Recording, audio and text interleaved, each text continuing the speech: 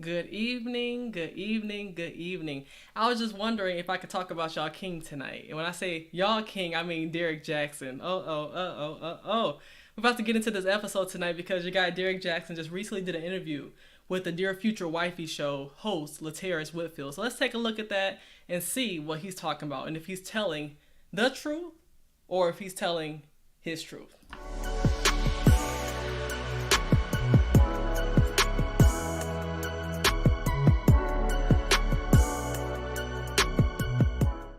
Welcome to another episode of Chelsea's Live Line. Please let me know if you can hear me. It's been a while, so I want to make sure y'all on tech support because I haven't seen y'all in a minute. But it's so good to see y'all. I'm being my Eddie Levert voice with that family reunion. It's so good to see ya. All right, y'all. Appreciate y'all so much for being here, rocking with your girl. Thank y'all for checking me out tonight on another episode of Chelsea's Live Line. I see y'all in the chat. Shout out to, in the order in which y'all came in, Janesta, of course, Kojak, Mona, I appreciate you, sis, for being here. Aunt Tracy in the building. Who else we got in here? I saw Cujo, okay, Joker Nutty Nate, Emmy, I appreciate you. All right, y'all, let's get into it. Y'all got Derrick Jaxn has recently dropped an interview. And like I said, it's a lot of women. For those who have never watched my show before, you got to know what my stance is when it comes to Derrick Jaxn.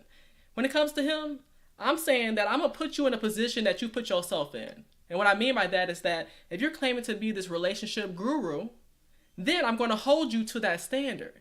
That means that if you over here cheat on your wife and you're doing this and that, why do you expect for me to support you like you ain't done nothing and then put you on this pedestal that you haven't done anything to deserve? And so many women today are going Derrick Jaxn crazy, and for what reason, I really don't know. I really don't understand the way y'all think, or maybe y'all not thinking it at all. Maybe that's it. But nonetheless, I want to talk about Derrick Jaxn because, as y'all know, he had an affair. He slept with multiple women. His wife had forgiven him, and she embarrassed herself on a public platform.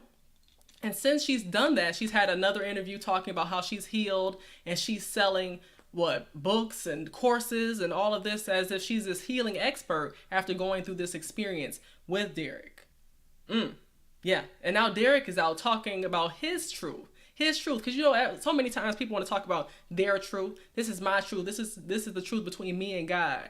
God knows my heart. Well, I'm glad that's the only person that knows it, because you don't need to expose it to everybody based off of the way you be acting. So let me get into the verse of the day, or should I say the word of the day, which is coming from Galatians 6:7. That says the following: "Do not be deceived. God cannot be mocked. A man reaps what he sows." And oftentimes, we think about when we say somebody reaped what they sowed, we think about it in a negative context.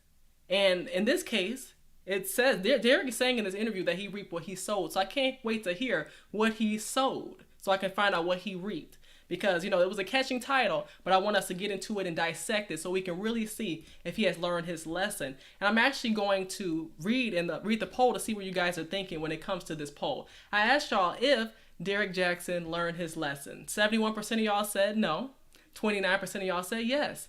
Let's see. We're going to get right into it. I'm not going to hold y'all up. I appreciate y'all. Shout out to Almond Eyes and shout out to Successful Melanated Dusty. Hit that like button as we get into tonight's episode. Let's take a look at this healed man who's continuing to make money off of broken women.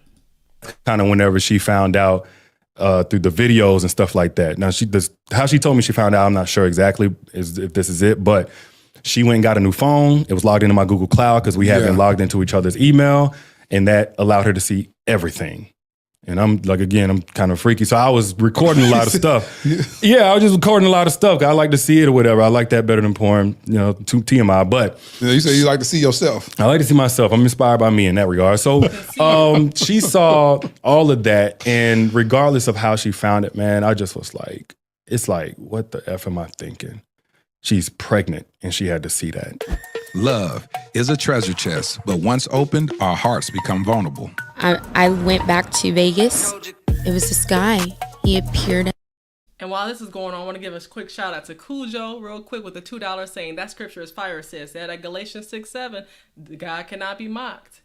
A man reaps what he sows. It's as simple as that, and it applies to our everyday life, everything that we do. But while this is coming up, Derrick Jaxn was just mentioning how his wife ended up finding out more about what he was doing as he was recording himself with these different women.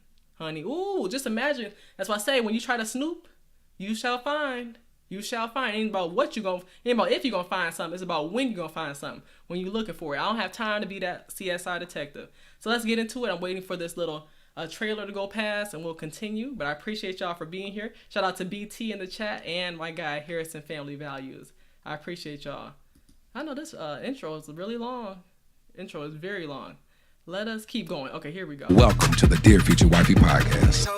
Welcome to the Dear Future Wifey podcast. I'm your host, Laterra R. Whitfield. Listen, are you still shacking up with us? If you're still shacking up with us, come on, can we get a commitment? Hit that subscription button and subscribe. Make sure you turn on your notification bell so you'll be notified about upcoming episodes. Listen, if you're listening to us on Apple Podcasts, Spotify, Anchor, wherever you consume your audio podcasts, make sure that you rate this video and leave a comment. That's how people hear about us. Thank y'all so much for making the Dear Future Wifey podcast consistently top 10 in relationships on Apple Podcasts. I thank y'all so much. Today's episode, as we talk about tough topics in season 7, this is a person y'all been wanting to have on the podcast. This brother needs no introduction. We're going to jump right on into it. This will be a 2-part series. I'll run both of them consecutively one day after the next. So without further ado, welcome to a Dear Future Wifey podcast. My new homie, Derrick Jaxn. What's going on, brother? Derrick, listen, man, people been saying, when are you going to come on the podcast? When I'm gonna come on any podcast up until recently. So what made you decide to go do it? I'm not really big on coming and doing interviews and talking about myself, but this one is a little bit different because it involves, things that kind of hit closer to home. So I felt like I could contribute something to the conversation. If it's going to be had, I think it's best if it's had with both sides of a story, and one day whenever my children do see mommy and daddy talking about this, I want them to see where we both stand and hopefully how we both resolve things. So that was it, man. You say mommy and daddy. So your ex-wife or current wife, I know y'all going through whatever y'all going through, Danae was on the podcast. A lot of times people, when I did the episode, I was laughing a lot on the episode. She has this funny wit. She has this, I say it, this little Seinfeld humor. Yeah.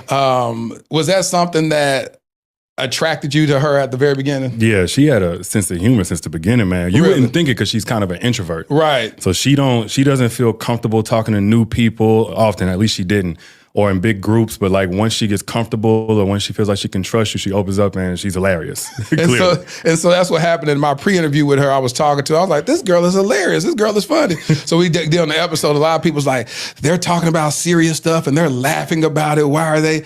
And she was like, Laterra, if you weren't laughing, I wouldn't have been able to do 2.5 hours of an interview with you. It'd have been too heavy. I like the fact that you got my humor. And I said, I bet you that's something that Derrick found attractive in her at the very beginning. Among other things, man. Yeah. For sure. We say other things like what? Man, first off, when I first saw her, all I knew was what she looked like. You know? So pretty face, nice shape, all that stuff. But I like that she was kind of like me in terms of like when you look at her, she's not the stereotypical thick, cute black girl. At least, this at 19 years old. Right. And when people looked at me, they felt like, oh, he's a jock. And, I think you said that in the interview, matter of fact, which is not bad. But, at the time I was fighting a lot and stuff like that. But you said you were fighting a lot? Yeah, man. I was just, knucklehead, man. It's 19 years old. But beyond the surface, though, I'm a lover. I'm kind of soft. I like R&B music. I read romance novels at this point. I write poetry. You was doing that at 19? 19 years old, man. So, like, that version of me that's like, okay, it's not, what you see is not necessarily what you get. It's the exact same thing with her. She's not stereotypical. She's like Taekwondo and, Justin Timberlake and stuff you wouldn't necessarily think, man. But all of that is what drew me to her. It's like my authentic self just felt safe and at home with her. How do you feel today? I want to check on you as a man. How do you feel as a man? I feel really good, man. Better every day, but I feel like it's a lot of gratitude these days. A lot of people wouldn't be able to identify with what you may go through on an emotional standpoint, especially have created a platform as large as you created, and then feel the world turn on you. How did you internalize that? And the question is, what world? Because at the end of the day, the same audience he had is the same audience he has today. I don't think there's nothing that's changed in regards to that at all. The same women that was on their knees begging for attention from him before when he was married are the same women now who are still begging for his attention in his DMs, entertaining him, even though he cheated on Danae. And they think because their name starts with an E instead, or F or a G, let's go through the rest of the alphabet, just because their name is different means that he'll take them seriously, even though he didn't take his wife of X amount of years seriously. That's the lack of logic that some women have, and I think that's the reason why if we give him a pass, we're going to give our baby daddies, because y'all not going to reach the husband stage thinking this way, but y'all can get the baby daddies and the situationship men, y'all going to give them passes because y'all gave him a pass because y'all think it's acceptable to keep listening to him and listening to his knowledge. Well, how much knowledge does he have when he's not applying it? I don't understand that. Honestly, man, being everybody's favorite ain't really been my portion my whole career. I mean, at some point, I mean, now it's more legitimate because it's behind something I actually did. But in the very beginning, I knew pissing some people, I'm trying to talk crazy. Pissing some people off was going to be a price I was going to have to pay. You knew that at the very beginning? Very beginning. And then, you know, before all of this, there was some like false rumors. At one point, people thought Danae was white because I showed a picture briefly. I posted my baby girl, my first daughter, Marley, and her hand was wrapped around my finger, and it was so light-skinned. They said, oh, he only dates white women. And I lost followers. I'm talking about it was going viral, all the YouTubers. So honestly, man, since then, I already knew like, okay, people online, they're going to have their thoughts or what have you, and you can't see yourself through that lens. So I really haven't internalized that so much. A lot of times people, I saw my brother, Willie Moore Jr., he posted a snippet of you about an interview that you were doing with him. That's when this dropped, that would have dropped 3 days ago.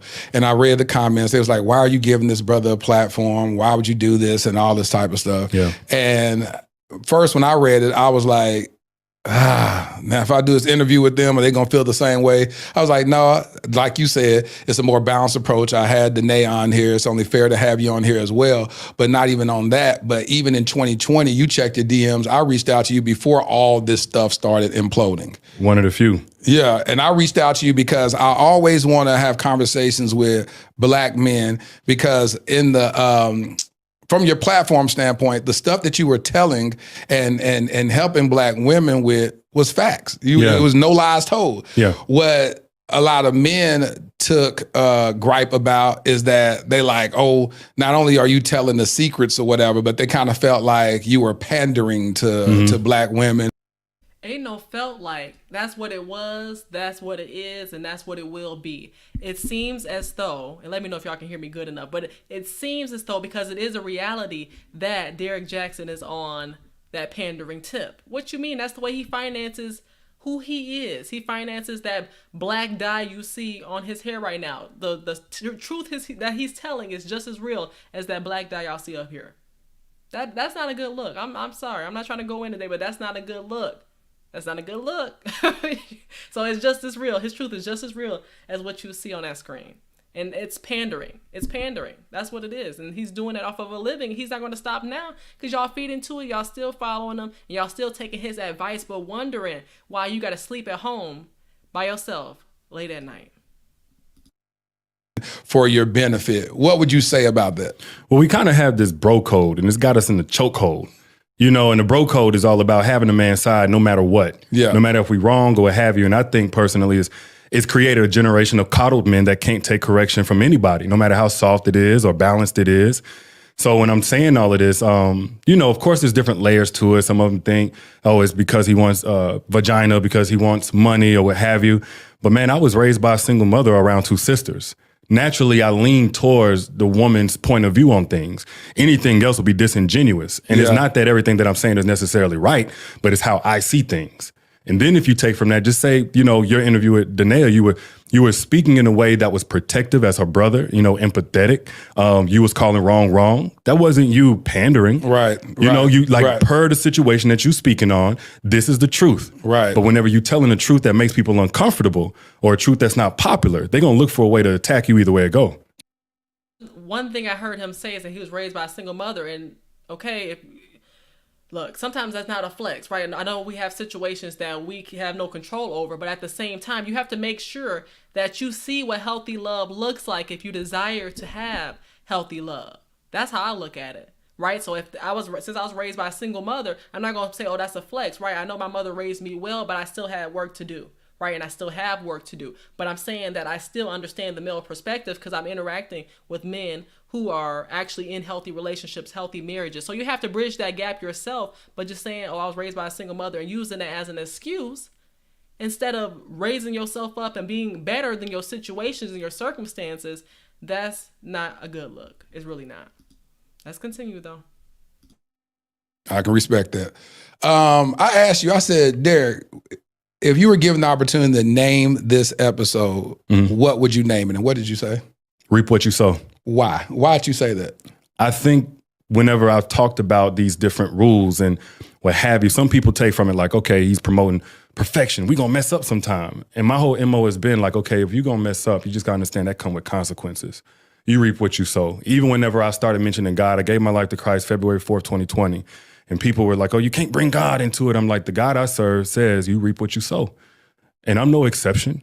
You know, even as I'm saying it, I'm living it too. Yeah. You know, and that goes both good and bad. But, you know, I think if we're all aware of that, we can walk according to that instead of thinking we get it out because we had our intentions or what have you. For the time I spent in my patterns and the things that I'm not proud of, I gave myself an out. I gave myself excuses. Well, I felt like this and she did that. And I wasn't operating according to where you reap what you sow. Yeah. Not what's sown by your partner, not what's sown by the circumstances, and your daddy wasn't there. So if I'm going to talk about it and I'm going to really be real, we got to speak with that at the core of the message. I respect that. Let's go back. I want to go back to find out who Derrick was. Who was Derrick growing up? Like you said, I hear you just mentioned that you grew up in a single parent home, raised by a mother around sisters. What did that look like growing up? And why wasn't your dad present? So my daddy just got in a lot of trouble. You know, my mama and daddy was in their early 30s, about my age now. So he's from Jamaica. He had got into some trouble, got deported very early on. Actually, when I was 4 years old, but he wasn't in my life since probably age 1. So my mama, coming from somewhat of a background that she didn't want us to be a part of, she moved down to Alabama. Me, my 2 sisters, and actually my older brother, but he was so much older, he moved out pretty quickly. And man, I just grew up. It wasn't objectively bad, but the story I created from the dynamic of not only daddy not being there and not having answers, but my mama working 2 to 3 jobs year round, I just felt invisible, you know, because like, again, I was really living with my 2 sisters and they connected to each other a lot better than they did me. Yeah. Everybody loved me, to be real with you. My mama loved me and they loved me. But then when mama get home from work, she need time just to be a human being. She got her own battles. So as she's trying to give herself, she's really stretched thin. And then on top of that, again, she barely connects with me. I'm missing my daddy. So a lot of my childhood, man, was just feeling invisible, feeling somewhat abandoned. Even though objectively that wasn't what was going on, that was a story I had created. And then I acted out to get a lot of attention. How'd you act out? School. I was the knucklehead that made it really hard to find a babysitter. You know, they just knew it. Bud was my childhood name. Bud gonna act up. Bud don't like to listen. Bud just needed some attention. And Bud knew it. The world is gonna stop if I get in trouble, if I talk too much, if I get out my seat, if I do this, that, and that. So I got whoopings and all that stuff. But it was really my way of getting attention. So that was pretty much my childhood. Again, my mama, a single mom. She made everything stretch how they needed to. She taught me basically everything up until I got to 10th grade. And that's when I had my stepdaddy, Mr. Lloyd, rest in peace. He came into the picture. And he gave me kind of that blue collar work ethic thing. You know, we roofing, we fixing cars, we cutting grass. So that's pretty much it, man. Did you have any sexual experiences at a young age? No, never before my first, like, losing my virginity at like 16. About 16. So same as me, lost my virginity at 16. When you lost your virginity at 16, what did that teach you as a man? Was that something that your homeboys was encouraging everybody in the neighborhood? What city did you grow up in? Enterprise, Alabama. Well, between Elba and Enterprise, Alabama. Enterprise, Alabama. Shout out to Alabama right now. You know what I'm saying? We repping kind of hard. The Montgomery Mollywop representing. Mollywop. Enterprise, Alabama. Yeah. And so at 16, you end up giving up your virginity. What was that like? What did that teach you? That when a girl say, come see my hair at 1 a.m, it probably ended come see your hair. It was to my next door neighbor, and I don't want to go into detail about it, but honestly, bro, I was just happy to be having sex. I ain't gonna lie to you. It just felt like a rite of passage, you know, because at 15, 16 years old, you still trying to define yourself, be accepted. So this whole time, I wasn't necessarily tripping on sex, but when it came, I wanted to perform. And I went in, you know, but the reality of how I developed my relationship with sex actually started probably with pornography. That was about 10, 11 years old. And what I'll say about that, I'll break right here and say the following.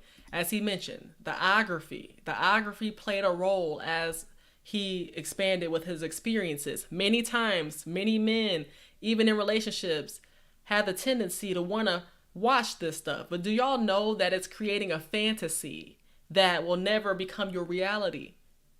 You may enjoy it, but you'll end up having this false illusion of what activity should look like, what intercourse should look like, because you're looking at all these different things that these people are trained to do, okay? And you don't know what kind of diseases their body have, but since it look good, you're going to watch it, you're entertained just for that little bit of time. And then now you go back to your wife or your husband, depending on who's watching, right? You're watching it as a woman or as a man. You're watching this stuff, and then now you have this false illusion as to what your husband or what your wife should look like, or your girlfriend or your boyfriend. And you're comparing every experience that you saw. You want that person to relive it. That's not their job. Their job is not to be that ography star for you. I'm saying, if that's what you want, then you better go seek out that person that you watching and giving your time to, because that is emotional bond as well. That's what you're doing. That's why I say you have to be very careful with what you feed in your eyes and your ears, because that can be able to create false reality. You living in Sims world, thinking that this is what love is supposed to look like. This is what intercourse is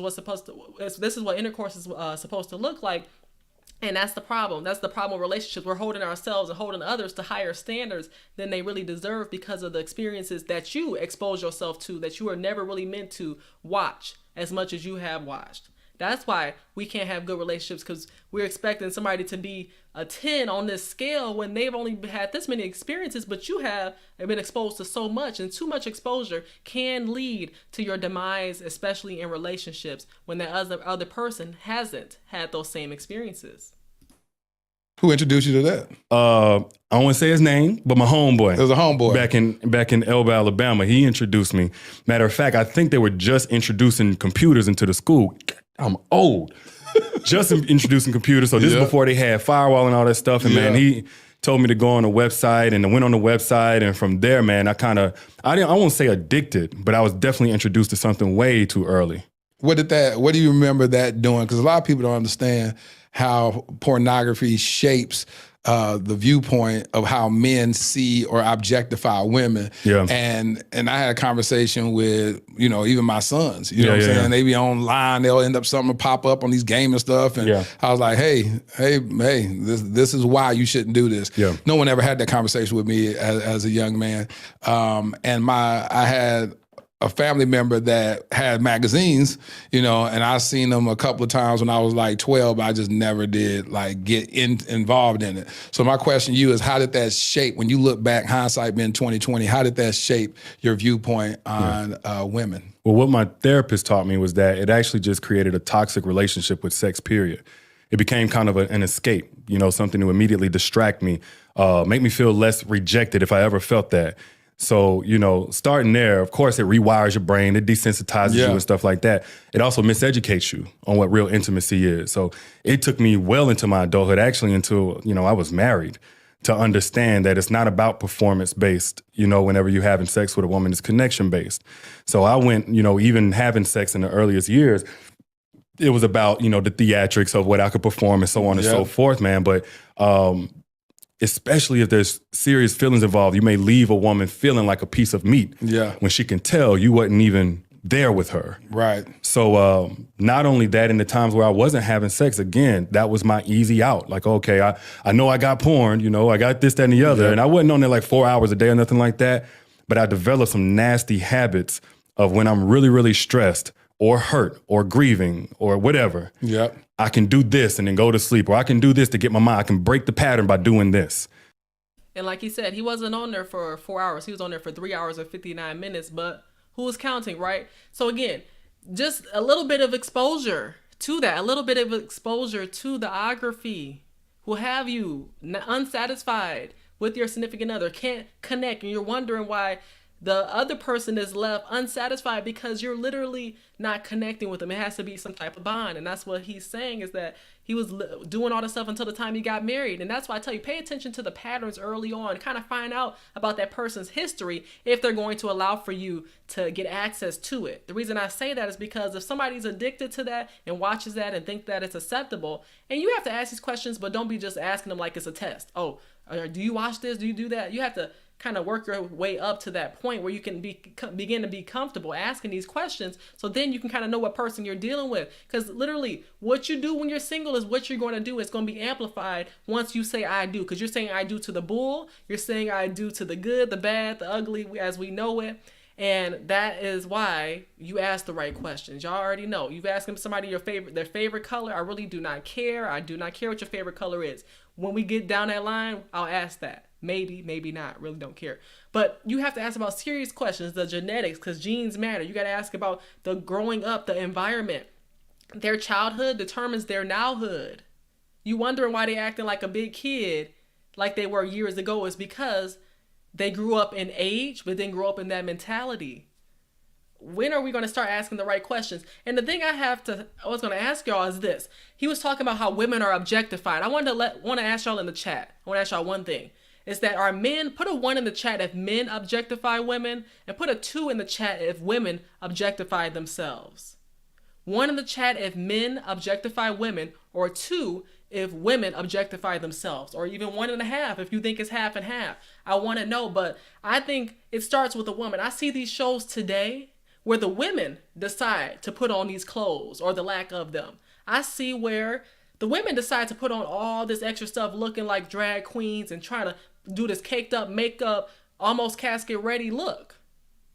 It's given, I don't know, the funeral homes. It's given Swanson for those in Detroit. It's given Swanson Funeral Home at best. I think it's a half and half, right? I think it's where men can only objectify what is shown as an object.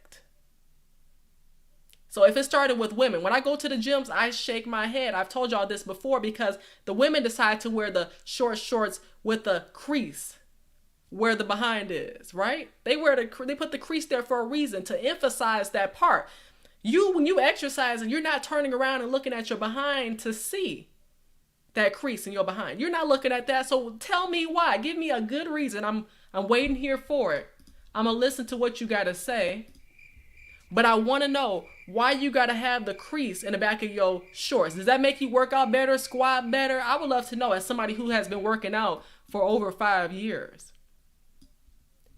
This is the questions I have for women that think it's acceptable to wear the tight dresses with the backs out.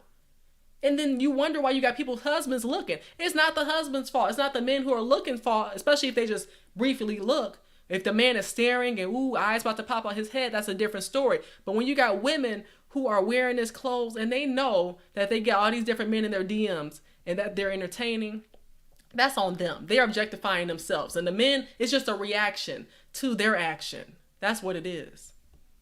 Yep. A man looks, he's in the wrong. No, it's actually the woman's fault because she gave him too much to look at. You can give a man something to look at. We know we're not trying to be Harriet Tubman up in here. We're not trying to do that. I'm just saying, at the same time, it's like there's got to be a medium. You ain't got to be Harriet. You don't have to be Chloe, Chloe Bailey, for example. But you got to be that intermediate. You got to be in the middle. Find your middle ground and stick to it, where you get your attention, but you're not out there looking good just for it. You're looking good because you want to look good for yourself. So I don't think that men are doing all the objectifying. I think women are given. If women didn't give the men something to really objectify, then there wouldn't be a problem. If women knew how to put on some clothes, then all these men out here would have to be looking at women with no clothes on. That's just my hypothesis. So that was pretty much it, man. You're in college. You go to college. How did you meet Danae? Math class. She walked in. Then she had on a black colored button up with black slacks, pretty face, slanted eyes, nice curves. So honestly, it was all physical when I first looked at her. And then I saw her notebook and I saw that she was into music. And I was like, oh, I thought you was like a bottle girl or something like that. You know what I'm saying? Girl? No, I was like, I saw the saxophone and stuff like that. So I asked about it. And she had a really soft voice, somewhat of an innocence about her. And we got to talking. I got a number. She didn't immediately answer later on whenever I called. I think I called 3 times. I said, if she don't answer this time, she answered on the last ring. And from there, man, we talked through the night. We did all of the stuff that we think about in high school and college, like on the phone overnight. We were inseparable, man, for like that first 2 months. Just again, people looked at me a certain way, and I was misunderstood. But with her, even being goofy and bubbly, like my personality is naturally I'm usually the jokester. Okay. So between that and I had an interest that most guys would think is soft. Again, I love Terry McMillan and Eric Jerome Dickey books. I love R&B. I work out to R&B to this day. So you know what I'm saying? On the way home from football games, I was writing poetry. Coincidentally, Dear Future Wife post, man, back in the day. You can really? You can search on Twitter right now, put in hashtag Dear Future Wife and Derrick Jaxn. You'll see from 2010. I was on. So all of that soft stuff, she didn't judge me for, though. She loved it. She loved my poetry. She wrote poetry. And one time, this is when I knew it, oh, this is the one right here. I told her when I was younger, we loved peanut butter and jelly sandwiches. Didn't know that's how mama was making that money stretch, but I loved it. It was a delicacy to me. You better talk about it. She, before practice one day, she was like, I need to see you. I was like, okay, for football practice. And she ran up to me with 2 sandwiches, one with white bread, one with wheat bread, and said, I didn't know which one you was gonna like, but I know you like PB&J. Really? I called my mama on the way to practice. I said, Mama, I found the one. Go on, get your dress ready. It's going down. This is at 19 years old, man. So we could joke. We had them Skype. at peanut butter and jelly sandwich. Man, look. And see, the one at 19 may not be the one at 29, may not be the one at 39, because as we know, preferences change over time. Because again, he said he saw her first for the physical, which we mostly see people for the physical first anyway. Obviously, we got eyes. We ain't Stevie Wonder. We can see. And even Stevie over here gonna touch on your arms, touch on your wrist, make sure you the right size for him. So again, we looking at the physical first, but he said that was the one at 19, and she did seem like that wife material. She probably was. But again, that wasn't enough for him to say, I'm gonna keep you for the rest of my life. She the one for eternity. She was the one for the moment until, you made a fool out of her. But again, it takes two, and she made a fool out of herself for getting on there, embarrassing herself on these YouTube streets.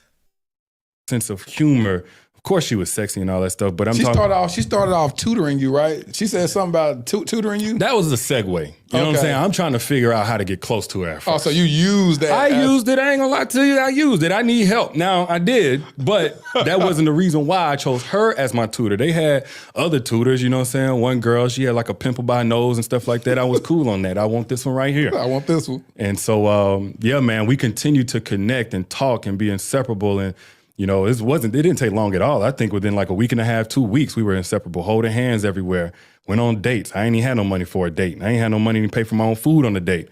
And then the first night that I asked her, I think it was on Valentine's Day of 2020, I asked her if she would be my girl. We went on a bowling date. Not 2020.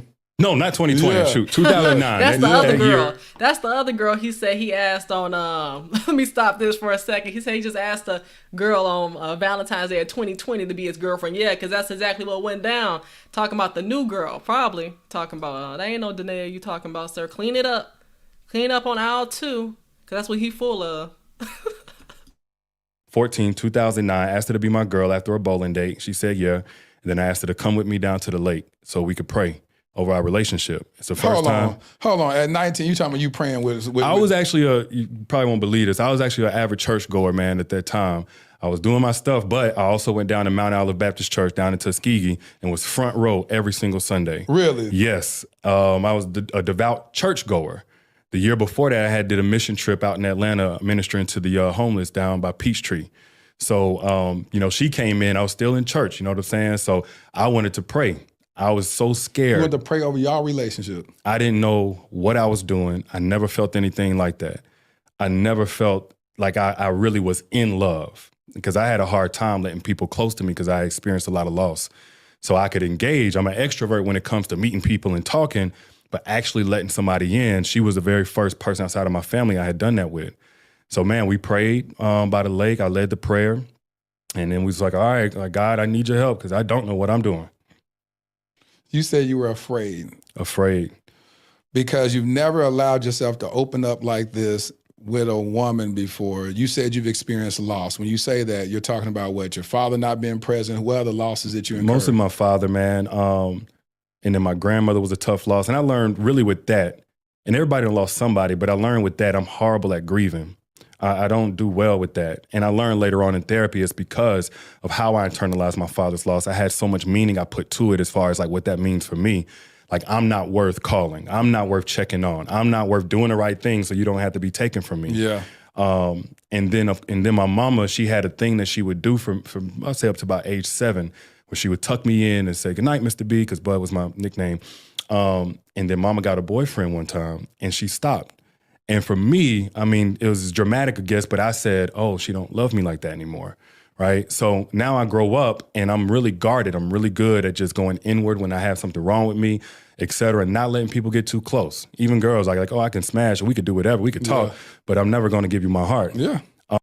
And pay attention to that, ladies. That's one tip I'm going to give you is you want to make sure you have a man who will be able to be open and be vulnerable with you, right? I've had men in the past that may have like cried, whether they was faking it or not, but they cried in front of me, but I didn't judge them, right? I didn't judge them for that because obviously if we can all make tears, then that means we're allowed to cry, right? So allow your man, who you're in a relationship with to be vulnerable, your husband, your boyfriend, whatever. Allow them to be vulnerable. Don't judge them and think that that's a lack of masculinity there, because a man that's holding it all in and don't allow for you to get access to him other than, like he said, sexual activity, that's a red flag. If he don't talk nothing to you, he don't say nothing to you, but can you open your legs up and can you sleep with me, then that means that's a man that has a low EQ, emotional, or EI, or whatever you want to call it, emotional intelligence, right? It's just a lack of that. And you want to make sure that that person is somebody you can actually conversate with. What happens when something goes wrong? Because when everything's going right, we can go ahead and sleep together.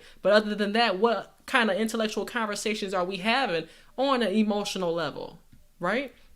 You should be able to open up to each other. And yeah, he's been to therapy, but again, therapy at this point in time, we know it's not meant to be taken seriously. Who is this therapist? The woman he was sleeping with, one of the women he was sleeping with?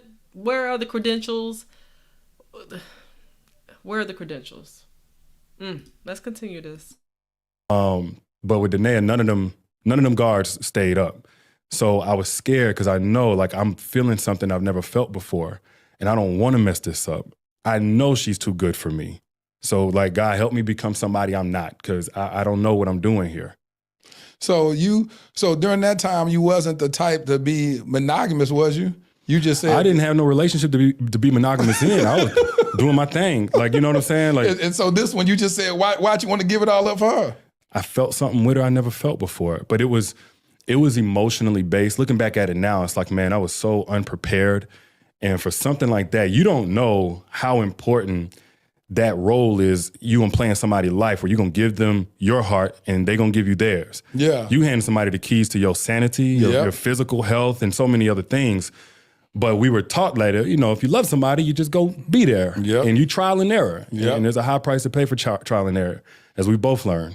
So as y'all were dating each other in college, what that looked like? Were y'all what grade were you in at that time? I was a sophomore. Second year, she was a freshman. All right, so sophomore and freshman, second year, and you were like, this is my woman. Were you exclusive with her during that time? The first couple of months I was exclusive. I don't know if I ever had the proper boundaries, but for me it was like, of course, don't cheat. Don't go sleep with another girl. But I would say after that honeymoon phase, the first 2 months is when I can remember. I don't remember the exact thing, but I remember feeling really rejected by her. And I didn't know what was behind that because, okay, I don't have aggressive energy towards a woman except in intimacy. And so how I would express my affection oftentimes was aggressive. Like, I want to pick her up. Yeah. I don't just kiss her. I pin her up against the wall, put my hand around. I'm not trying to get graphic. Yeah. There's context here. So, I come up behind her and hug on her, kind of aggressive. But that would make her really, really shut down. And I didn't know what was going on. I felt rejected, like, why you don't want to kiss me? My breath stink or something like that? So we would have, and not only would she shut down, then it would be tension. It would be almost hostile. So again, this wasn't until about a month and a half, 2 months in, where it was like, now it's back-to-back things. Now I come up on the kiss her and she like kind of pushing away. She can't stay far enough away from me. She's kind of mean towards me. And it's kind of a flip side. And I didn't know part of what I was feeling didn't have nothing to do with the relationship. It was much deeper. But I remember like, man, my breath getting short. I'm like, what is going on? Like, I ain't never been so sensitive to rejection, because we all get rejected, but this the first time I felt that. And what felt safer was to go out and at least have friendships with other girls. Just the conversation felt like receptiveness, like acceptance again. Mm-hmm. But those loose boundaries turned into no boundaries. So, if we continued to clash and she continued to pull away or what have you, and I'm not getting no answers or whatever, I'm, especially in my prideful state, I'm thinking, man, she got me effed up. So I'm over here doing the right thing and she over here acting like I ain't nothing. So now there's a party tonight or there's a girl on campus and then she got her own dorm room. And that's whenever I started messing around. Let me stop that right here. And shout out to Brian Babes. I see you here. Yeah. Happy Wednesday. Happy Wednesday. We're listening to King Derrick Jaxn talk about his experiences and his getting to know Danae before they became husband and wife and all of that good stuff. Right. But let me just pause it here because he mentioned female friends. Y'all know how I feel because, again, when you are involved with someone in a relationship, I don't care if it's, people just say, oh, when you're married only, you shouldn't have the female friends or the male friends. I say before then, you have to prepare yourself. It's not that you can just turn it on, turn it off as soon as you say I do. You need to be getting yourself prepared to remove these extra distractions out the way. And the thing is that once you get into that relationship or to that marriage, that's when more distractions will start to come. Out of nowhere, every which way, DMs and people who had never been interested in you, all of a sudden, hey, how you doing? Hey, big head, popping out of nowhere, out of the bushes, out of the trenches to entertain you, to get you distracted off your purpose because the devil sent them. The devil has sent that person to be a distraction, but it's up to you to entertain. You may attract dust, but that don't mean that you have to entertain dust. Because it's looking like a lot of y'all believe in this. In dust we trust. And I'm not a part of that.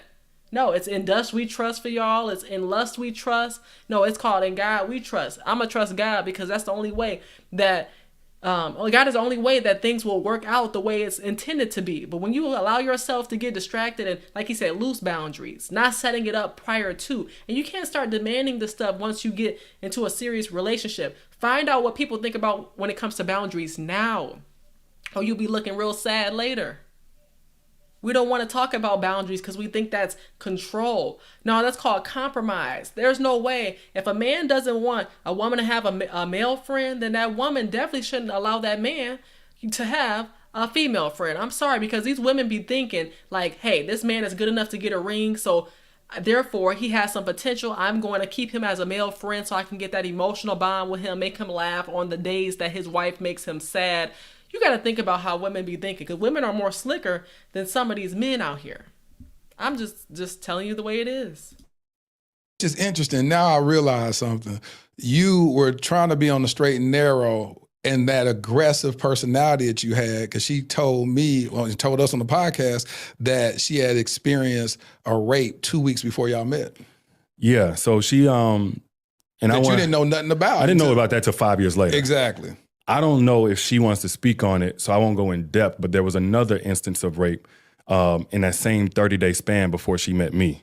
So I didn't know to the level or at all that I was dealing with a rape survivor. Even if I knew that, I probably wouldn't have known how exactly to handle it. That, yeah. But certain forms, and we covered this later on in our marriage therapy, but because this was a pattern.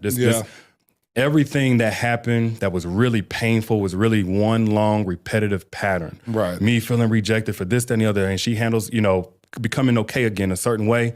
But I didn't know certain forms of affection that were natural to me just felt scary to her, put her back in a certain space where, certain things had happened. So, yeah. And that's so interesting. It's like, I'm getting understanding. It's like you have this woman who has experienced this huge violation of her body, her soul, her spirit, this brokenness. She meets this guy who she says she just loved the mess. She loved your dirty draws. You're wanting to show your affection. You grabbing her by her neck. You being aggressive physically, from a sexual standpoint. She's getting nervous. She's getting triggered on all levels. Don't even realize that she's been triggered like this.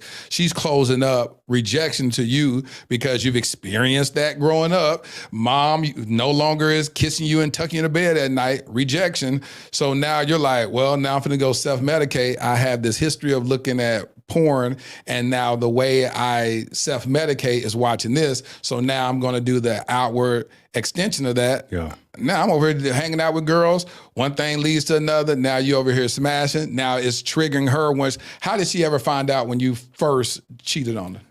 Well, we were both triggering each other and didn't know it. Right. I was triggering her with my affection. She was triggering me by pushing away. I didn't just continuously, because I had this weird thing, man, where I would do it and feel guilty. Would you like, tell? man, I'm Would you tell tripping. yourself? No, heck no. Okay, No.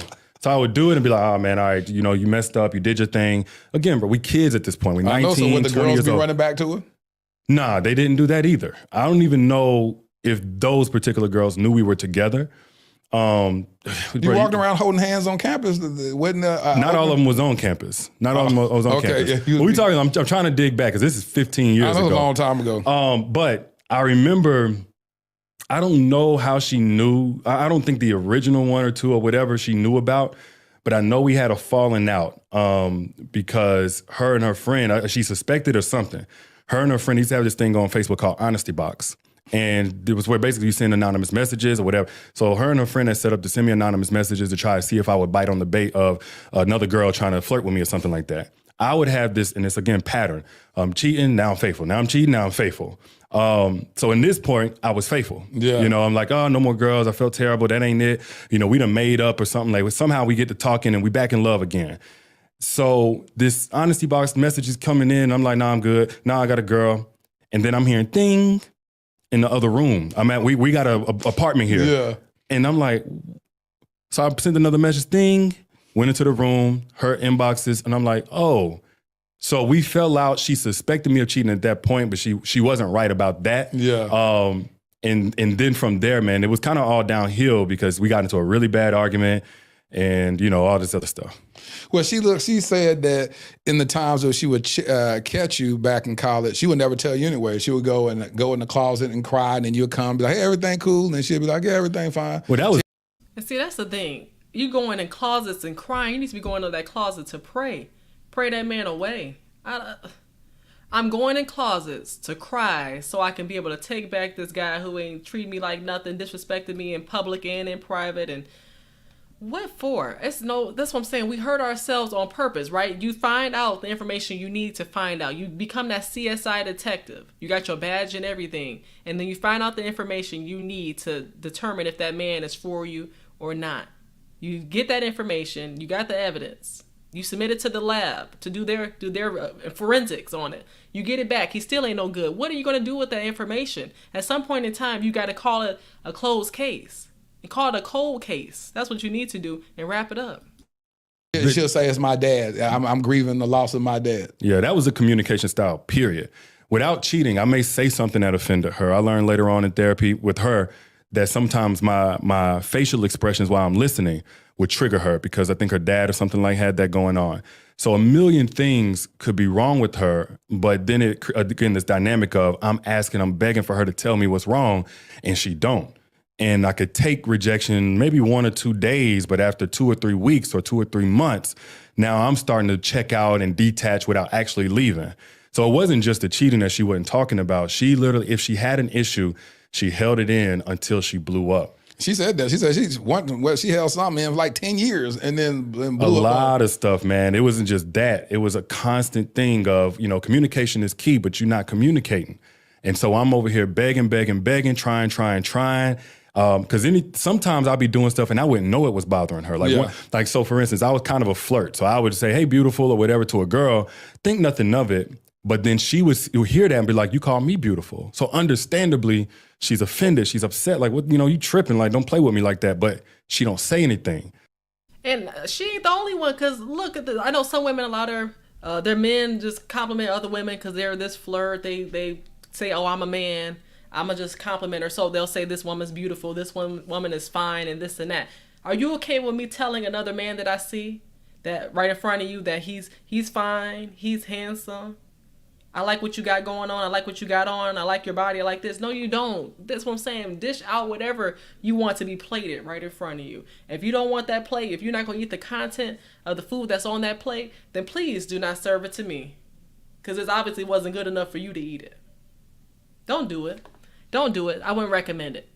I wouldn't recommend. So therefore, yes, I feel the same way. You can give those compliments to me. That woman, you give that one compliment to that woman, she gonna be thinking you feel some type of way about her. So now here she go in the DMs. Now here she go feeling that, hey, I got access to him because obviously he think I look good enough to talk to him. So now I'm going to do something else so I can get more of his attention. I'm telling you, You give a woman a little bit of attention, that's all she needs to think that she is the beauty queen that she's not. So she wasn't vocal, but she was expressive. Because it ain't like she just didn't talk. She showed that she was upset, but it was with, again, rejection, hostility, name calling, walking off middle of conversation. And that go on for weeks up until I pull away. Then she gets suspicious. One pattern over the next for the next however many years. So when y'all graduated high school, graduated college, what was the state of y'all relationship? Were y'all still we had together? just broken up. So I found out about her and a gentleman. I think she mentioned on the last podcast. She said that she was trying to get you jealous or make you jealous about a coworker that she said we created this thing to make it look like this is somebody I was dating to make you jealous, but we remember that differently. If I pick that cup up and I pour with the contents in it in my mouth and I swallow, did I make it look like I was drinking? So we've always differed on this, by the way. So I'm not trying to just stir nothing up. No. So I had a nonprofit when I was in college. I wanted to tutor and mentor all this other stuff. So one of the things we did was we held events. I had a Christmas event that was like that previous December toward the end of college. And I had saw her and the gentleman, the young guy, speaking for like an hour. Now, up until this point, Danae had always like tried to kind of be perfect in my eyes. Like I think she thought if she ever showed a flaw, whatever, I would just leave or something like that. So I was like, this is bold, at my event. It's like hundreds of people in there, but I can see her just chatting it up. So from December all the way until we graduated that late May or something like that, I had seen the cars together. I had seen all these different things. And this is the coworker that she had. Yeah, coworker and a classmate or something like that. So fast forward, and I'm thinking at this point, first off, we already coordinated where we're going to work after school. We're going to be in the same state, because I'm thinking like, I'm gonna do this. But at this point, I think it was really a lot of what she had been holding in because I had been unfaithful. I had cheated and all this other stuff. I think she never fully expressed herself on how that affected her. So at this point, I think it started bubbling up to where she got really hostile. Like, man, I don't care what you say. So she's out overnight. It's like, I went to sleep at the gas station. I'm like, went to sleep at the gas station? Went out again overnight. Oh, y'all were staying together? We were staying together. Okay. We had started staying together like, we were shacking up like year two. So you said, so she left the house and then come back the next morning? Till like 9, 10 in the morning. And this was unlike her. She was not this type of girl, but she's wearing makeup now. I know she got some hood rat friends from Sonic where she work, and I know she hanging with them, but I'm like, what is she doing? I'm not sure who's involved. So she did that 2 nights in a row. Then one night I came home. I forget where I was at. I wasn't doing, at this point, I wasn't doing anything. Again, I kept going up and down. Came home in the shower. I came in just like me, bro. I'm very affectionate. My number one love language is physical touch. So first thing I do is give my kiss and hug. She's in the shower. I come right up in there, and while she's in the shower, she's wet, and she's like, and I'm like, what's up, baby? Kissed her, came on out, and the phone is on the counter with the messages up. And he's like, is he home? Can I slide? And I'm looking real quick, and I see the name. She jumped out, wet, snatched the phone, and I was like, oh boy. Went to the living room. I searched the name on Facebook, saw some stuff, and I was like, that's the guy that she was talking. So long story short, man, that was a big blow up, and we broke up. And then years later, I had heard from some people he was around about what actually took place. And that after we broke up, she had went and stayed the night, and they did whatever they did. And it wasn't until we were married, because we had this thing where, hey, tell every sexual experience you've ever had. Yep. Where we were married, and she finally, after he done died a couple months earlier, said what all had actually transpired. So, dang, girl waited till old dude died? She waited for old dude to die before she revealed what went down. Ooh, I'm telling you, some people will take this stuff to their grave or wait till the other person died and then, reveal what it is that they've done. Like, that's some cold-hearted stuff. So that alone lets you know that that's messy. That's messy. She played a role in the whole cheating. They went back and forth. They just knew they shouldn't have been together. And all this on and off, this light switch. 1 second we're in a relationship. Next second we're separated. We're not talking. We're taking a break. Whatever terms y'all be using. I don't do all that stuff. I don't do all that. I don't think it's necessary to be doing all this on and off. Either we're fully on or we're fully off. There's no in-betweens. There's no need for all these breaks, because I could literally be living my life without you if we got to take so many breaks. We more off than we on. So that means we got problems. She admitted to it. Well, she did. She said, well, she didn't have sex while we were together, but it was afterwards. Me, I'm like, it pales in comparison to what I did. I am not gonna get mad. Like, let's just keep it all the way G, so we can sweep this away and get on to the next chapter. But we had the direct answers. We broke up. We broke up because of that. Her and whoever, I didn't care. I moved on, did my thing, but we stayed in touch. And when she moved where she moved to, we kind of reconnected sexually. She said that at that point, well, first of all, let's go back to her personality, which is interesting because I've come to find out Danae said she used to be a fighter. She used to swing on people.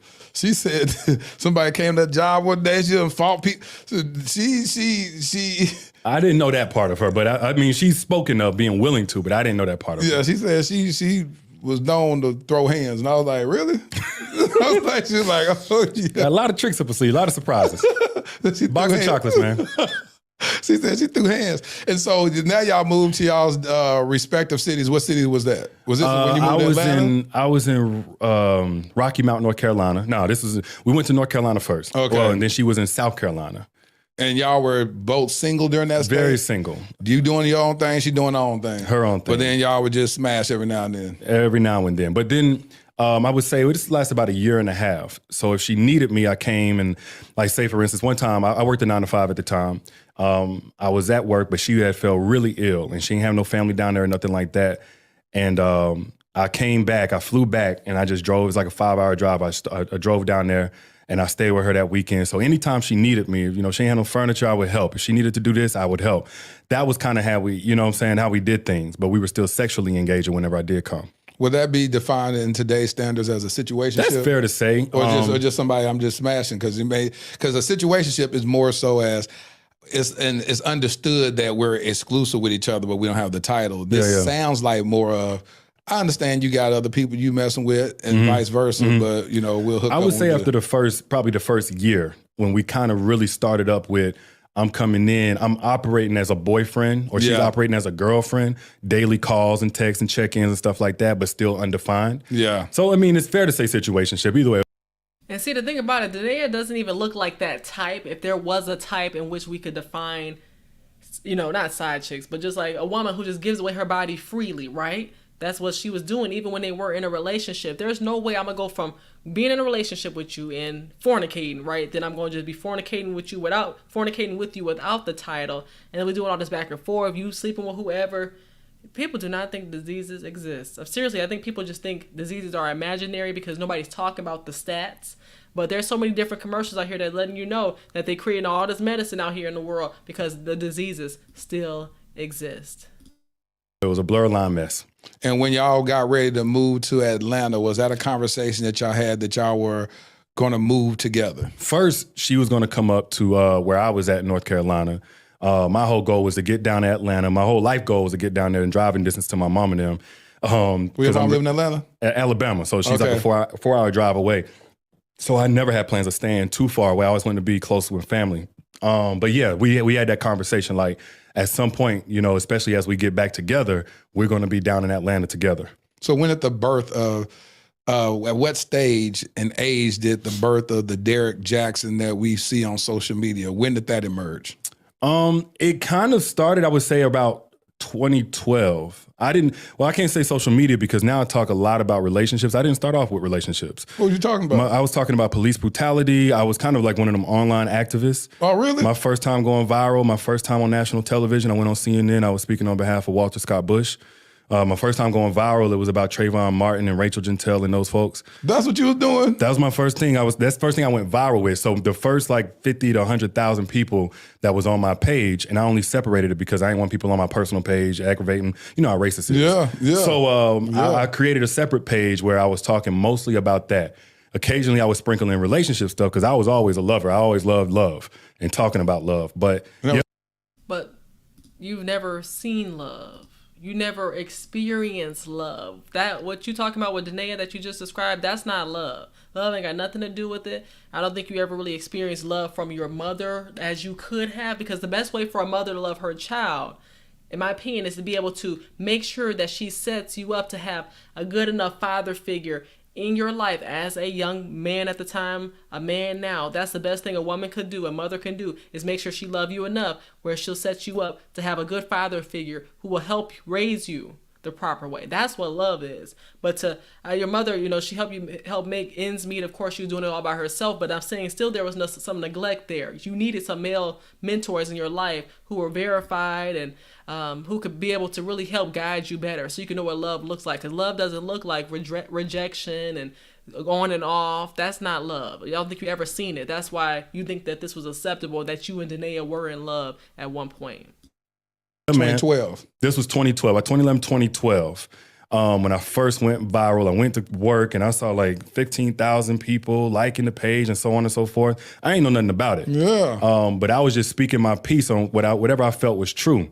But then that became too heavy. It was like, it's so dark and it induces this helplessness. And I don't know how people do it now where they get up and talk about that every day. It's not that it's not important. But anyway, I was just like, I kind of want to stick to just the lovey-dovey stuff, man. So I kept posting my poetry and, dear future wife, and all that stuff. But people, like now I got like 75, 85,000 people are looking at my page. And now what they see is at least relationship conversation. And so then they would ask questions. And that's whenever, I don't even know what year that was. That had to be about closing on 2013 sometime. And I wasn't trying to give like this expert point of view. I was just more like big brother. You know what I'm saying? It's like, hey, this is what it is. I'm not no knight in white shining armor, but this is the truth on what you're talking about. And so they begin curating more of the conversation now, the DMs, the comments and stuff like that. And little by little, they started going viral. And so you were intentional enough to say, let me leave this other stuff alone and then focus my energy on love and relationships. Yeah, I honestly, bro, just like everybody else get on social media to post whatever's important to them, that's what I did. The only difference is my voice started resonating, relating to people. And I think I'm probably a bit more bold than most. What was the style? Were you doing it? Was you on a cell phone like you've become known for? Or did you have cameras? Like what were you doing during that time? It was written at first. It was all written. Everything was written up until 2014, 2015. My first, actually, I was a romance novelist. The first couple of books were Cheating Man's Heart 1 and 2, inspired by, I'm sure it's a huge surprise. And then from there, I wrote poetry because, again, I'm just staying true. Some people were trying to push me into expert land. I'm like, y'all don't know. I just effed up everything. I ain't the one. But then when I got down to Atlanta, this is 2015-ish. Me and her just broke up all over again. People have been stealing a lot of my content. And I was like, enough of that. So I started making videos, Snapchat videos. And then those went even more viral than the written stuff. So that's how that happened. It was on my cell phone. I ain't have none of these beautiful lights and cameras or nothing like that. But I was able to impact a lot of lives, even just with I think it was an Android at that. You got something against Android? I'm just saying, everybody be shading. Now you woke up and chose violence. Now people I got an Android. Samsung phobic, so we they having here. a great conversation until you had to go attack Android. Now interview over. I'm sitting. Triggered you. Yeah, triggered me. You iPhone people. And so you start doing this content. And so what kind of feedback did you get from your brothers? Like dudes that where they like, man, come on, man, what you doing talking about this stuff or this? Like your inner circle, how did they receive it? My inner circle knows me. They know first off I'm kind of soft. Like I always like things that most people didn't like. Okay. Okay, Derrick, we're tired of hearing you. I want to give a shout out to my guy, John, real quick, coming through with the 50 ball. Let me get to the main screen. We can take Derrick off for a second here, but I appreciate you so much. Thank you for the 50 ball. He said, caught alive for the first time in a while, and I appreciate you. I know you've been working, been traveling, been doing your thing, but you and your girl, so I appreciate you for supporting me. Thank you for the love. I got to do a dance, even though my arms are hurting. I did some bicep curls yesterday, but I got to come through with that blade. Icewood. Hey, boy, would you? Thank you so much. Shout out to my Detroit folks in the chat. Appreciate the love. Thank y'all so much for rocking with me. Let's get back to Derrick Jaxn, as y'all know, with his little truth that he's trying to tell. But I don't know if he's telling his truth or he's just telling stuff about Danae that we really don't care to hear. What y'all thinking about this interview so far? And thank you again, John, for the support. A little bit of sports, but not big on sports. I always love love. Whenever we used to freestyle back in the day, I was always on love topics, all that kind of stuff. So really? Yeah. But outside of my inner circle, I got a lot of feedback that I really kind of got with the videos, the comments and all that kind of stuff. Oh man. But it's just like, bro, true is true. Like, again, like you just think yourself, back in the worst of your decisions, whatever they may be, if your female cousin, auntie, mama, sister come and ask you a question about a dude, you're going to keep it straight with them. 100%. You're not going to tell them, oh, he put his hands on you because you didn't have the food ready when he got home from work. You're going to say straight like, nah, he put his hands on you, but he probably wouldn't talk out of line to a dude the same size as him. 100%. Cowardly, right? Yep. So that was the perspective. But as people came and piled in, and again, I never branded myself because it wasn't about no brand. I just wanted to do what I was doing full time. So I had to you make wouldn't some even money. know it at that point. You don't know how this could grow. That was not a thing whenever I first started. Right. It was like maybe two guys, I think one or two guys that was doing it professionally. Who was doing that professionally? I want to say Tony Gaskin was one of the ones, and then a brother by the name of Stefan Speaks. Oh, yeah. They had a thing going on, and I still didn't know their business. So, I mean, I didn't know this as a profession. But that was the feedback. But then guys that actually talked to me in real life, we always left the conversation them understanding what I'm saying in full context. So if a woman asks you a question, you're going to speak to that context. Yep. But of course, it's a larger conversation on both sides of the coin. And when did you start knowing that, when did it click? This can be monetized. Did it happen from your first booking that happened? Somebody said, hey, we want you to come speak at this women's thing about this. You're like, wow, I can get paid for this. How much I charge? $500? What I charge? Yeah. What was the first thing that made you say I could get paid for doing what I love doing? First off, I published my first book, 2013. It was a romance novel, though. There wasn't no advice, 2014, 2015. What was that called? A Cheat Man's Heart. Okay, so that's when you created a product. Yeah. But it was tough to sell because I didn't know how to show the value in it because I ain't have no quotes in it or nothing like that. Yeah. So then I was like, well, speaking. But I was deathly afraid of speaking. Really? I got booked for an hour, funny enough, in Mollywop, Montgomery. And I think it was about $400 that I got paid. I had everything up in my mind, I'm going to say it. And I had everything out in 10 minutes. And I had another 50 minutes to go. I was sweating just like I am right now, except I ain't had nothing to say. So I was like, well, speaking probably ain't it. And then I was like, from there, I had to figure out other ways to make money. So, even to this day, my content ain't how I make a living. I have other businesses, but I had to figure out, how do I do marketing? How do I do Google Analytics and Facebook and YouTube marketing? How do I do these other things? Because I'm not getting no money. At that time, they didn't have no monetization for Facebook and all that stuff. Nothing at all. So if you didn't have a product to sell, or if you weren't getting brand deals, you ain't making no money. Facts. Yeah. Did you ever get brand deals? Not like as a long-term thing. I did a couple of things for like the last OG show and stuff like that. Yeah, Nothing but long-term. not like the way it is nowadays where they be like... I stopped even accepting them because I felt like they would always try to control me. Like my thing is like, I can't be bought. I don't care who like what I'm saying. I don't care the feed. Man, look, I'm going to say the truth. I'm not going to be a sellout. And a lot of times the brands would be like, oh, well, you got to take this video down, especially about the black stuff, pro-black stuff. And the thing is, while he's just talking and talking and talking, we care about what we care about, man. This could have been really one episode, because right now he ain't talking about nothing. I'm just going to talk. But this really could have been just one episode. Ain't no part 1, part 2. This is not the Temptations miniseries. This is not.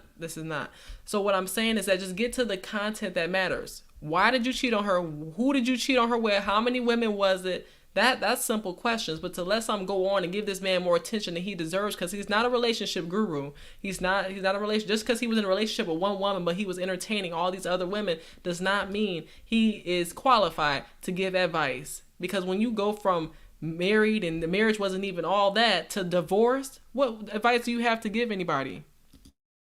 This was another long single season. We had 3 main tries at relationship. One in college, one right after college in North Carolina, and then the one in Atlanta.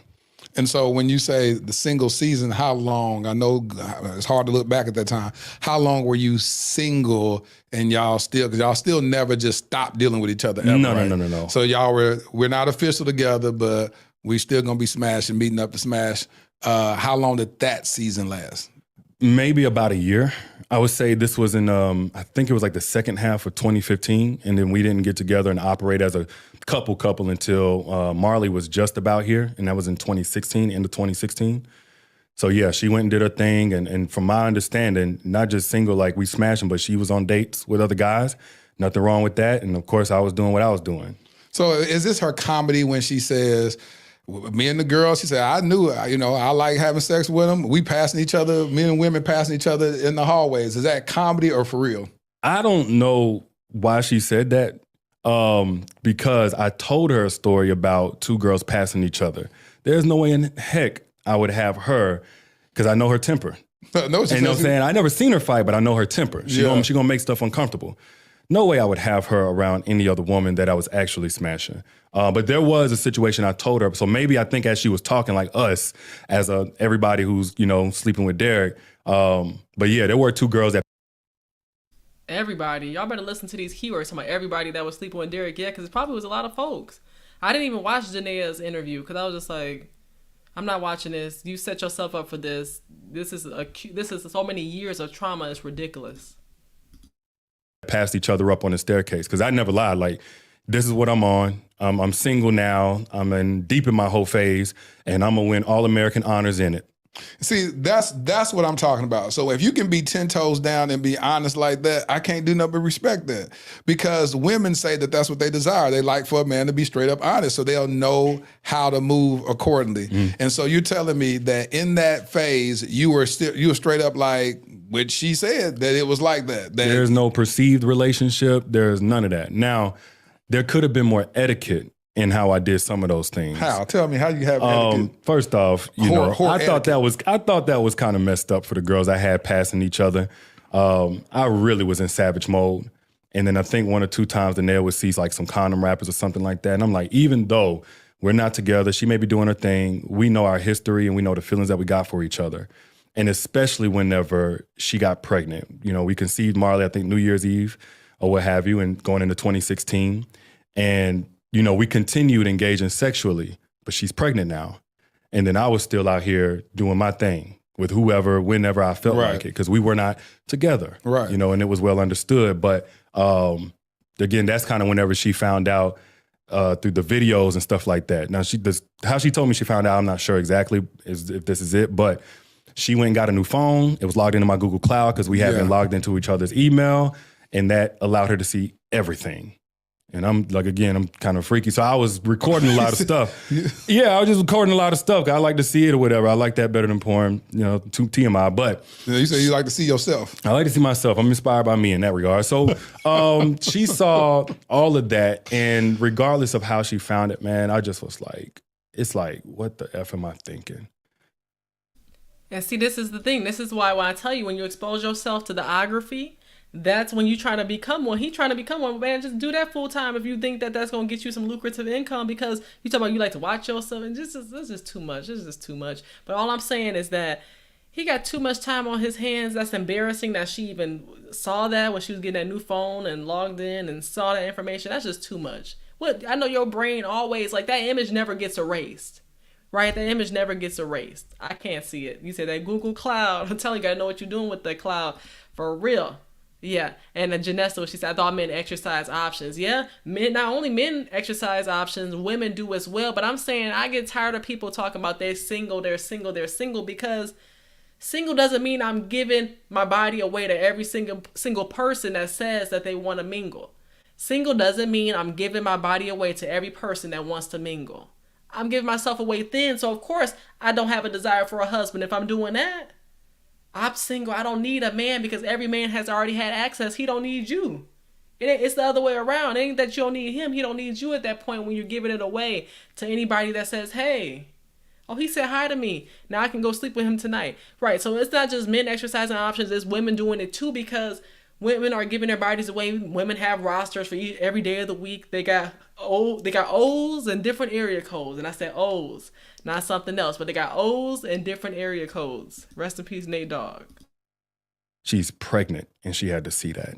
Single or not, she's pregnant and she had to see that. Let me ask you this. This is something that she said on the podcast or before, whatever. She's been pregnant by you multiple times and didn't conceive, right? Yeah. We didn't carry. Right, it didn't carry. And so when you had Marley, that's the first child? That was the first time we actually had. We had gotten pregnant prior to that in North Carolina, but she miscarried. And then before that were abortions. Definitely. Have my condolences, totally. And so when you...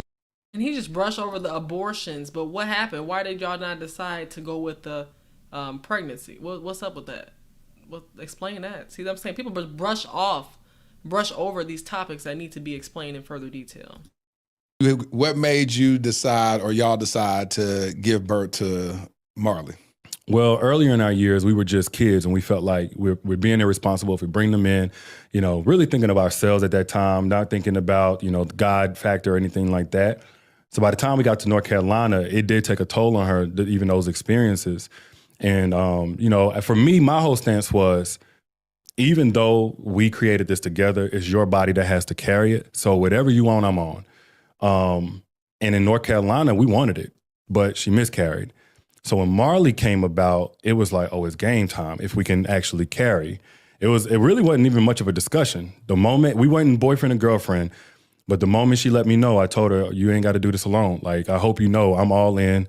And I was. Every doctor's visit, I didn't miss one. I told her she didn't have to work, and I was going to take on every bill, and I did. So she didn't work from that point until we divorced, or I filed for divorce. But that was my whole mindset. You said all in was, we're in a relationship at this point? Or no, when I mean all in, I was still not thinking we could work in a relationship. I also had you're going to be a present father. I'm absolutely. Yeah. Because probably more than I wanted to be a husband, man, I wanted a family. I wanted to be a dad. Because of what you were lacking growing up. That was my major pain point. Yep. I don't have my daddy. And I remember vividly asking the questions to my mama. She's trying to answer best she can, but feeling away when I saw this and that. I'm like, one day when I get my baby boy, I'm not going to miss anything. So when she told me that, I really got excited, but I also wanted her to know she had my full support regardless of our relationship status. So every gynecologist, I went to the little classes to teach you how to massage her while she on that Pilates ball. Yeah. I was just like, oh, it's game time. I bought books, but we had not sealed up the relationship exactly. So some time passed, and I think we had a little argument where she was like, if you don't be with me or something like that, I'm not gonna let you marry your kid. I'm gonna take the baby off the grid. Yep. And it shook me until I had to talk about that again, because my mind is, oh, she would never do something like that. Yep. But she was like, oh, I was just upset. She said, I'm going to take the baby, move with my mom. Yeah, but she said, I'll be off the grid where you can never even reach me. And I was like, okay, I never heard that before. But anyway, fast forward, it stuck with me, even though she said, I was just talking, I was just upset, my pregnancy emotions. But I also, whenever she had found all that stuff, the videos and stuff, I was just like, man, you got to tighten up. You can't be on this. I don't like the example I'm about to set. At this point, I'm in my career. I'm talking about family values. So I was like, all right, time to cut the whole phase short, time to lock in. And I made my mind up like I'm going to propose to her. I'm going to give her some time to heal everything or whatever. But New Year's Eve, I planned it all out, started paying for the ring. I'm like, it's game time. Why? Why'd you decide to marry her? What? Because at that point, was it led because of the pregnancy? Was it led out of true love for this woman? Is it led for, like, what initiated and made you say, this is my world that I'm in. I have this platform where I'm sharing this. I have this child coming, but I want to go ahead and marry this woman. The platform impact was the least of it. With her in that time, even though she was pregnant, she actually was helping me with work a lot. My business was picking up, going crazy. This is the first time, I think it was the first year I made 7 figures. And I'm in my 20s or whatever. And I'm like, I can trust her. Yeah. She was with me when I was broke, whatever. It didn't happen over the years, but at least I know she doesn't want me for my money. Yep. And she's carrying my baby while helping me at work. If we can make the relationship work, I want to try. And this time, knowing what I know, because now I'm teaching the masses, I'm like, I know how I need to come. And look, she's been through the test of time. She stood the test of time, right? She been through me cheating on her and this and that, back and forth, on and off, and she still stayed. She didn't go replace me with another man. This is my only option because she's proved to be reliable. She's maintainable, right? And she's scalable because she can be able to produce for me my legacy that I want, the Jaxn family. It took all of that for him to get on board. That's why I say, what's the probability if a woman, that's why I tell women to do things the right way the first time if you can. If not the first, then the second. The reason I say that is because let's say that you have a baby for this man and you have a couple babies for him, and then he decides to get you a ring way down the line because you passed all these different tests, girl. You deserve the degree of a lifetime. You deserve the Mrs. degree a long time ago, but you just settled for the side chick degree. You settled for the no title degree. now you get some respect later on in life when you should have got it much earlier. That's like going to school for a 4-year degree and taking double the time or triple the time to get it. That's the same thing I see here, where she's going through all the tests that she didn't really have to go through. She shouldn't have had to go through that because it was more than what she could bear, but she stayed nonetheless. So who's to blame? To secure her in terms of my intentions, then that's where the marriage part comes in. Yeah. So she knows I'm not playing no games. I got now the financial pieces there, so she already ain't working. But before soft life was cool, I was like, I don't want her to have to worry about anything financially. Yep, she said that. She I'm said all that in. Financially, she was good. Yeah, financially, because another pain point was I saw my mama struggling. And I always felt like if a man was here, she wouldn't be, how she is, tired all the time and gone all the time. So 2 things I knew I wanted to do. I wanted to be a present father, and I wanted to take some weight off of my lady's shoulders. And from there, I was like, whatever. I think if I come in and I do my part, the rest is going to fall into place. But it don't work like that. I see, and I had to learn this in therapy, man. Like, as much as we know we cultivate Keep a talking version about of a that woman, therapy. she exists outside of us. Oh, of course. Well, it's easy to say that, Yeah. but then when you in it and you know that you doing this, and this, 'cause it wasn't just financial. If she called me at any time, I don't care. If she wanted me to run to a place and get her some food at 1 or 2 in the morning, it's like whatever. And I'm sitting there billing that into, that's going to produce a certain version of her. But that mindset didn't allow her to experience remaining trust issues with me, postpartum depression. Oh, yeah. All of these different things they ain't got nothing to do with how I'm treating her. Right. So without considering that, man, I personalized everything going into even the engagement and on forward, man. So yeah, that was my thinking. Like, we gonna make this work no matter what. But we still had not properly set the foundation, reset it from all of the years past. And when you decide to marry her, you made up in your mind, I am done with all these women. This is my wife. I'm going to be an honest man that covers my wife properly. When I made up to just get engaged with her, I had burnt all the bridges. Oh, you did? But the thing was with Yeah, but the thing was, them bridges just like automatically rebuilt themselves again, because I've never seen that happen before. me, my boundaries were loose at Explain. best. Because So people need to boundaries being understand, I had bad boundaries when I was married. So I just want to hear what you consider a bad boundary. So I may have a woman that I slept with before, even in Right. our singleness. I may have a woman I have sexual history with before, and I have no problem carrying on small talk. That's one boundary. Right. Going out where I knew somebody else was going to be there, that's a loose boundary. It's like, somebody that you had sexual history with is at this place. There was one situation where a girl that I had some sexual history with, she did some work down in Atlanta, so she was flying in way before she had asked me to give her some books or something like that. And I kept that commitment to meet up with her and give her books instead of telling her or just telling her, no, things have changed since the last time. So these are the types of things that I didn't notice until way later that Naya would see or have whatever and have problem with. Of course. Because even if a girl is hitting me up saying, D, my mom loves your stuff. My colleague, is a fan of yours. And I reply like, oh man, thanks. You know what I'm saying? Appreciate that. Hope everything is well. Danae sees that at the corner of her eye, or when she goes to my phone and says he's talking to women. Yep. So for somebody who hasn't healed, it's triggering all over again. But in my mind, Right, anybody know what she hasn't healed. Excuse me, skirt. It's not about that. Hold on. It's about the fact that you haven't healed, sir. You keep talking about what she hasn't healed, but you haven't healed because healing means I'm not going to entertain the people that I used to sleep with. I used to do this and that with. I had all these experiences with. No, sir, you are the problem, Scooby-Doo. Scooby-Dooby-Doo, where are you? Because you acting like a whole fool right now. It just doesn't make any sense. Y'all, it don't make no sense to think that he's blaming her for the fact that she got mad because he was talking to women that he used to sleep with. No, you are the problem, sir. This is what I get from part 1. I can't wait to hear what part 2 has to say, or what you gotta say, or what the lack of what you ain't saying. What you ain't saying that we need to hear. That's what we want to hear. But let's continue this as we wrap up to hear the rest of Jaxn's truth.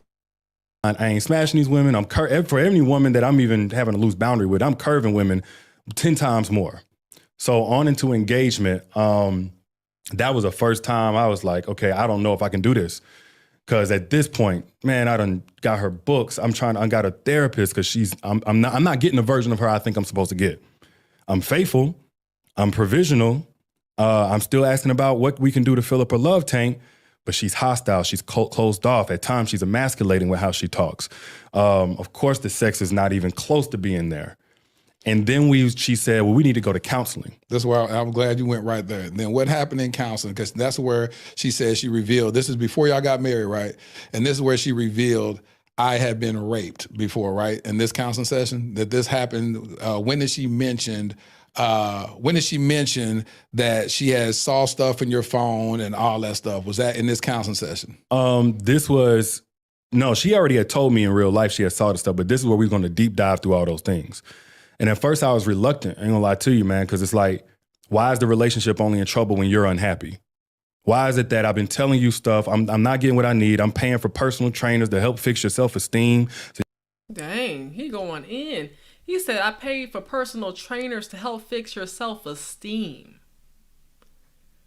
Ooh, he really going in because, like, that's not, even if she gets the body that she ever so desires, doesn't mean that her self-esteem is going to be there. Speaking for somebody who used to be 220 pounds and lost 70 pounds, I'm saying from experience that just because you lose weight doesn't mean you gain that self-esteem. No. That's going to take some more internal work than just lifting up some weights and seeing that your weight is falling off. So that's bold. He paid for a personal trainer for her to increase her self-esteem. No,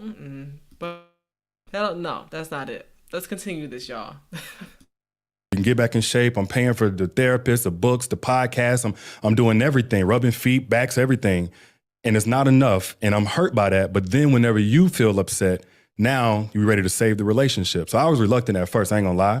But I'm like, I'm engaged now. We got a little baby. Let's do this. Let's go to counseling. Was already born at this point? Yeah, Marley's already there. She was there like maybe 8 months old. She was very young. And then the counselor, and this was kind of really made it tough for me to continue on, he immediately went into rescuer mode. Danae is a lot better at accessing her emotions, especially painful emotions, than I ever have been. So me and her together, I'm big and I'm extroverted. I can talk a little bit. She's a soft voice and, just look like she just been held in a basement or something like that. So we going and talking, and immediately she goes in about all the hard things I had done in the previous relationship. So me, ignorant, I never considered all the previous, because I'm like, hold on, in between time we single, you've been dating. Yeah. I'm thinking especially because she got her lick back. Yeah. She got her lick back. I don't think she got her lick back just by dealing with one man, but let's give a shout out to Eric real quick saying, Derrick Jaxn, capping. Okay? No lies detected there. No lies. I appreciate your support. Let's continue. Anytime that y'all got something to say, I'm going to be reading these super chats throughout. So again, if you send something, we stopping Derrick from talking, because I'm tired of listening to him, especially when they're not getting to the meat, what we need to hear. And I mean, call me what you want, bro. I still feel to an extent. Once you get your lick back and you even the score, we even. I don't want to. I mean, you know what I'm saying? Like you went and one of the guys, and I don't know if she slept with him or nothing like that, but it was one of my homies. She knowingly did that. I did that to make you upset. She went for guitar lessons and learned everything she needed to know in one night. But I was like, okay, well, my chest hurt just like your chest. Learned everything you need to know in one night. But I'm like, you wasn't bad for doing that. Anybody would be, first off, on timing, then secondly, to make me, you know what I'm saying, my chest hurt just like hers did. Yeah. All right, cool. So when we in this counseling session, back to here, 2017, she going in, and I'm in the present of all the things I've been doing. It's the first time I've come this hard for the relationship ever. And, financial aspect, and the security. I got down on one knee. I can't do no more than what I've done. But she talking about me like I'm a dog. And the only thing that exists is all the negatives. I ain't done a single positive, So he not only allowed her to say that, he said, now you got this hard voice with me already. I ain't even said nothing. You don't say a word. Not until y'all come back on another session. So it was tough because I'm like, man, my feelings are obsolete the moment that she talked. And she crying and everything, so I get it. But I'm like, man, this ain't it for somebody who already deals with shame, wounds, abandonment, all this other stuff. We did do like one more session. And in that time, I found out she was texting the personal trainer under a woman's name. She had been searching them on Facebook. She had lied about some other stuff. So after that, bro, and she went and said some things that weren't true in the counseling. I didn't even want to go no more. You just say, I'm not going. No, because I felt like, you're not even approaching this genuinely. And at this point, I was questioning if I wanted to go through with the marriage. I was about to ask you. So y'all still, but you didn't end the engagement. Didn't end anything. A big repetitive pattern of I'm pissed, I'm detached, I'm mentally checking out, I'm gonna show up as a worse version of myself, but I ain't letting you go. So that's a little bit of ego, it's a little bit of abandonment wounds, whatever you want to call it. We both didn't let each other go, no matter how much we was detaching. And it's not because y'all wanted each other. It's more so y'all didn't want to see each other with somebody else. That's more so what it looks like. It's not that y'all had love, because literally that's not the foundation that y'all set yourselves up with from the beginning. I think it's just the fact that y'all so used to seeing each other and being around each other, y'all didn't want that picture to be painted with somebody else as the main character. That's interesting. I wanna stop part one right here because when we come back, I want to talk about when y'all decide to go through with the marriage and then what happened and what got us here at this point. Listen, make sure you tune in tomorrow for part 2 of this. Thank you so much. You've been very vulnerable, being transparent. I'm over here gauging to see if you finna be lying and all this stuff. And I said, no, he's been authentic. If he ain't been authentic, you a good liar, boy. I teach acting and I'm a director. I'm like, Let's stop right there. That's what he is. A good liar. All right, y'all. Did y'all think y'all King Derrick Jaxn was vulnerable tonight? Let me know in the chat. Please let me know. I want to just shout out everybody for being here again. And thank you again for Cujo, Persevere Data TV, my guy, as well as Eric for all being here and supporting me. I appreciate y'all so much. I just want to know what y'all think about Derrick Jaxn because they're going to be doing a part 2 tomorrow. I'm going to be busy in these streets, but yeah, so y'all stay safe. I appreciate y'all so much for rocking with me. And God willing, I'll be back for another episode. But until then, I will not be back next week. I am going to be busy. But y'all will see me hopefully around these streets somewhere. You know, I'm just staying busy and staying on my grind and my purpose. But I appreciate y'all. Hope y'all learned a little bit from my perspective of Derrick. That's the only time I'll ever listen to him because I do not listen to his content. I don't have that type of time because I know at the end of the day, he not preaching. He not practicing what he preached, should I say. That's the name of the game. But I appreciate y'all so much. Thank you again, Mona, Monarch Travel. Who else in the chat? Janesta, Successful Melanated Dusty. You know, I got to give the whole government. Nah. Brian Babes. Again, my mom my mom not even downstairs, right across from me. My mom, my granny, Michaela, everybody else that's tuned in. Culture Invasion. Aunt Tracy, of course. Who else did I miss? Kojak earlier, Menelik. Who else? Anybody else? Naruto? Whoever else was in here earlier. I appreciate y'all. If I forgot to mention you, Christina, as well, thank y'all so much for just supporting your girl. But I'll be back soon on these YouTube streets. God willing. Stay blessed. And don't be like Derrick Jaxn over here lying because it's not going to get you the result that you sold. Peace.